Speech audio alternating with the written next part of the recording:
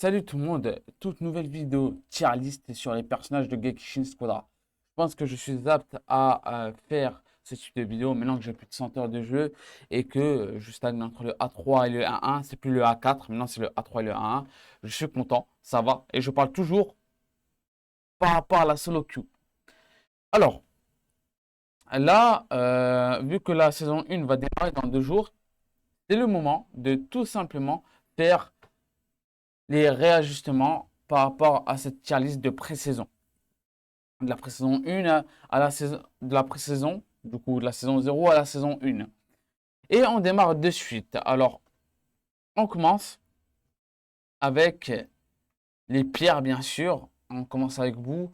Boo, on va dire qu'il est un peu dur à jouer et qu'il doit y avoir pas plus d'une vingtaine, et encore vingtaine, je dirais, c'est énorme, vingtaine de personnes qui sachent vraiment bien le jouer. On le met en bas. Il a beaucoup, en fait, il doit avoir beaucoup de maîtrise sur son push, sur son soin. Faut qu'il pile justement son DPS. S'il le pile pas et qu'il le soigne pas, ben, il va faire que mourir en boucle. S'il est tout seul sur une lane, ben, il est très très nul. Bien qu'il ait du ralentissement, du slow, ce que vous voulez, il va pas faire grand-chose sur le terrain.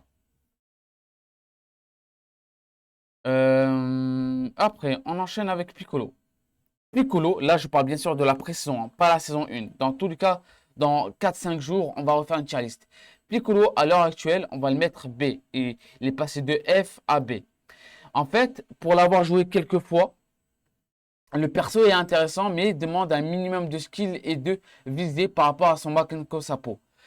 Si vous n'arrivez pas à maîtriser son Makenko Sapo ou encore son grappe sur les surfaces, sur les murs, sur les joueurs, sur les ennemis, etc., le perso tout simplement n'est pas fait pour vous.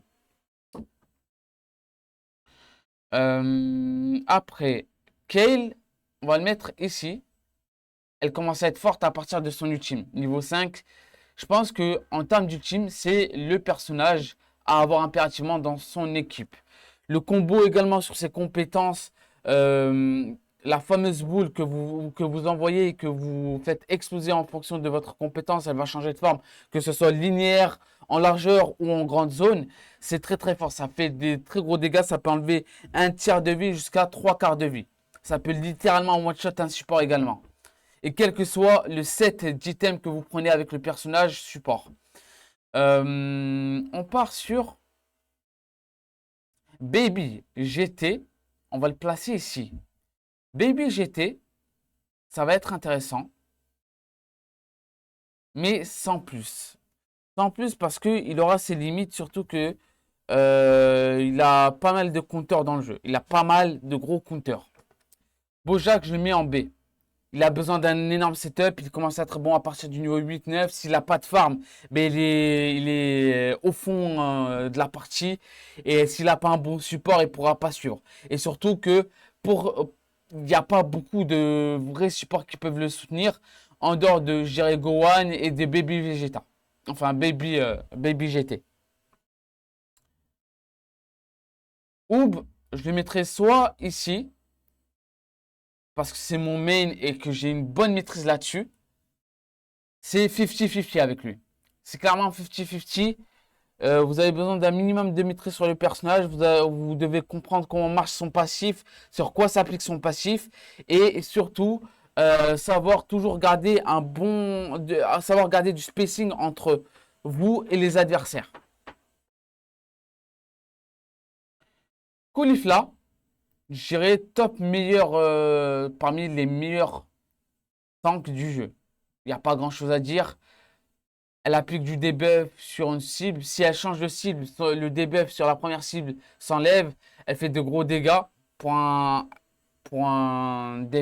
tank. Ok.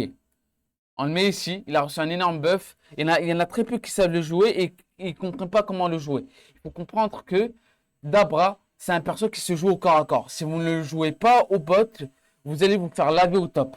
C'est un perso qui se joue avec un baby Vegeta. Enfin, un baby GT, à chaque fois je confonds. L'un des meilleurs supports, je dirais Gohan. Je dirais même le meilleur support actuellement.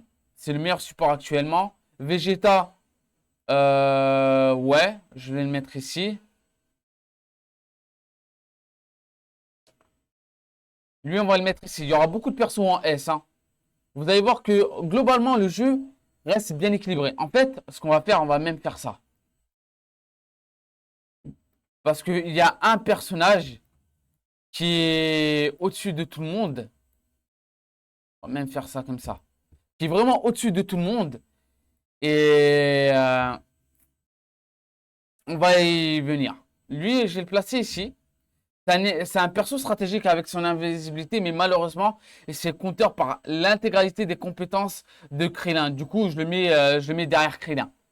Son invisibilité est forte, il stun, il ralentit, c'est bien, mais le problème, c'est que ça reste un perso mono-cible, on va dire, un sub-finisher. Globalement, c'est un sub-finisher. Freezer, si vous ne savez pas le jouer parfaitement, j'abuse quand je dis parfaitement, c'est on va dire, facilement en B, ici. Si vous savez bien placer vos sentinelles sur les tourelles, vous allez bien le gérer. Mais en dehors de ça, vous allez avoir du mal. Vous allez avoir du mal. Lui, on va le replacer un peu plus en haut. Ça, c'est un perso cancer. Ça, c'est un perso cancer. Là, je rappelle que c'est une tier list. C'est une tier list uniquement basée. On va le placer ici. Même là. Uniquement basée sur, basée sur un point de vue général. D'accord? Bon, Zamatsu, avec le gros nerf qu'il a reçu, désolé, hein. On va le placer ici, enfin Goku. On va même placer ici. Elle, on va la placer là. Problème de Goku, c'est qu'il a besoin d'être au niveau entre le niveau 8 et 11 pour être vraiment utile par rapport à son ultime qui prend 3 écrans pour faire un maximum de dégâts. Mais sa transformation peut le carry, mais ça s'applique également pour les autres persos à transfo.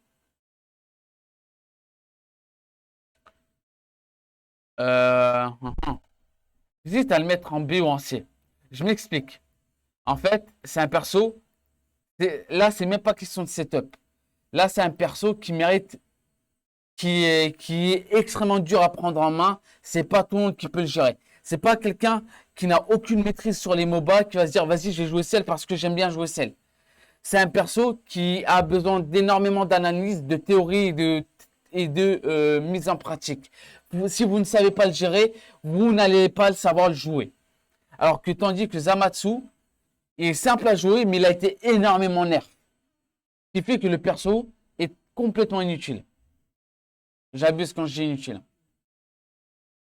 Je dirais l'un des persos les plus cancers en termes de DPS. Plus fort que Goku Daima, plus fort. En vrai, ça se vaut, je dirais comme ça. Parce qu'il a en fait une seconde vie. Et en fait, c'est un perso qui se joue en énergétique, du coup en blast et en physique. Et c'est très très fort. Il a besoin de setup, on va le mettre en B. Et là, je parle vraiment à partir du A et S, hein. Là, cette tier list, c'est énormément entre le tier A et S.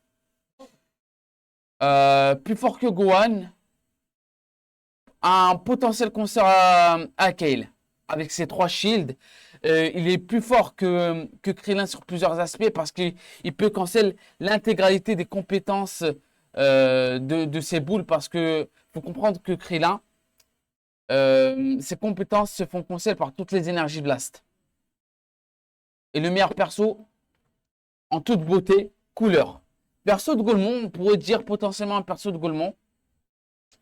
Parce que il est justement trop fort. On peut même faire ça en soi. On peut même faire ça. Et en soi, lui, on va le monter ici. On va mettre un peu plus de respect sur Oob. On va mettre un peu plus de respect sur Oob parce que vraiment, il mérite même un classement A. Et surtout que là, on attend les nouveaux personnages. On verra ce qu'ils vont donner avec Gotenks, Goku, SSJ3 et Topo. Ça va être intéressant. Là, pour vous dire, Vegeta, il n'y a qu'un seul joueur qui sait très très bien jouer. Et j'ai joué contre. Il est très très fort. Je crois que j'ai 25% de win rate face à ce gars-là. Et c'est le seul qui sait bien jouer Vegeta. Je pense que sur le tout serveur Europe, il n'y en a qu'un seul qui sait jouer, c'est lui. Parce que à chaque fois, que ce soit moi ou d'autres joueurs, soit on a vraiment du mal à jouer contre, parce que moi je joue top, du coup je joue pas contre lui. Soit en fait, ben, il nous poutre parce qu'il est très feed et derrière, ce qu'il va faire, c'est que il va cancel automatiquement toutes mes. Je pense que je suis l'un des meilleurs Krillin sans aucune prétention. Et vraiment, il n'y a qu'un seul joueur qui sait jouer Vegeta et qui counter tous mes persos que je joue actuellement en support. Je n'arrive pas à jouer contre lui. Il est très très fort sur Vegeta. C'est pour ça qu'il mérite. C'est pour ça que là, Vegeta, je le mets sur cette ligne-là. Parce que à l'heure actuelle, je crois que dans sa globalité, il n'y aura que 3 ou 4 joueurs qui savent très très bien jouer. Voilà. Sur ce, je vous dis ciao, à la prochaine. Peace.